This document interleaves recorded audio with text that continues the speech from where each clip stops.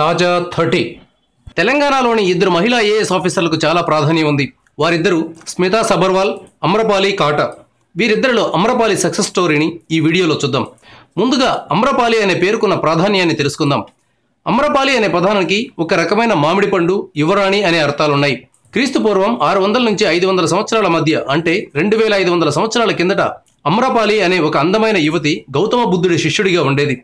ప్రస్తుతం బీహార్ ప్రాంతంలోకి వచ్చే ప్రాచీన భారతదేశంలోని వైశాలి సామ్రాజ్యంలో అమ్రపాలి గొప్ప అందగత్తిగా పేరు పొందింది. ఆ కారణంగా అమ్రపాలి అనే పేరును ఉత్తర భారతదేశంలో అమ్మాయిలకి ఎక్కువగా పెడుతుంటారు. ఇప్పుడు మన కథలో అమ్రపాలి కూడా చాలా అందంగా ఉంటారు. ప్రస్తుతం వరంగల్ అర్బన్ కలెక్టర్గా అమ్రపాలి పనిచేస్తున్నారు. ఈమె పూర్తి పేరు కాటా అమ్రపాలి. ఈమె స్వస్థలం విశాఖపట్నం. పేరు చూస్తే నార్త్ ఇండియన్లా అనిపిస్తుంది, కానీ ఇంటి పేరైన కాటను చూస్తే తెలుగు అమ్మాయి అని తెలుస్తుంది. చిన్నప్పటి నుంచి ఐఏఎస్ కావాలనే పట్టుదల ఆమెలో ఉండేది. స్కూల్లో చదువుకునేటప్పుడు పెద్దయ్యాక ఏమవుతావు అని అంటే ఐఏఎస్ అని చెప్పేది. అనుకున్నట్లుగానే పెద్దయ్యాక ఐఏఎస్ అయింది. బీటెక్ చదివిన అమ్రపాలి ఆ తర్వాత తన దృష్టిని సివిల్ సర్వీసెస్ మీదకు మళ్లించారు. సివిల్స్ మెయిన్స్లో సైకాలజీ, ఇంగ్లీష్ లిటరేచర్లను ఎంచుకున్నారు. కాలేజీ టైంలో రన్నింగ్, స్విమ్మింగ్ బాగా చేస్తూ ఫిట్నెస్కి ఎక్కువగా ప్రాధాన్యం ఇచ్చారు.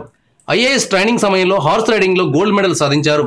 సివిల్ సర్వీసెస్లో జాయిన్ అయిన తర్వాత ఫిట్నెస్కు సరిగా టైం కేటాయించలేకపోతున్నానని ఆమె ఇటీవల ఓ ఇంటర్వ్యూలో తెలిపారు. పక్షుల్ని పెంచడం ఆమెకు బాగా ఇష్టం. మహిళల పట్ల వివక్ష చూపడంపై ఆమె పోరాటం చేస్తున్నారు. ఒక కలెక్టర్గా ఈ విషయంలో ఆమె తన పరిధిలో ఎంతో మంది మహిళలకు అండగా ఉంటున్నారు. ఏ మహిళ కూడా తనకు జరిగే అన్యాయంపై సైలెంట్గా ఉండకూడదని పోరాటం చేయాలని అమ్రపాలి సూచిస్తున్నారు. ఐఏఎస్, ఐపీఎస్ కావాలనుకునే వారికి అమ్రపాలి ఒక ఇన్స్పిరేషనల్ స్టోరీ.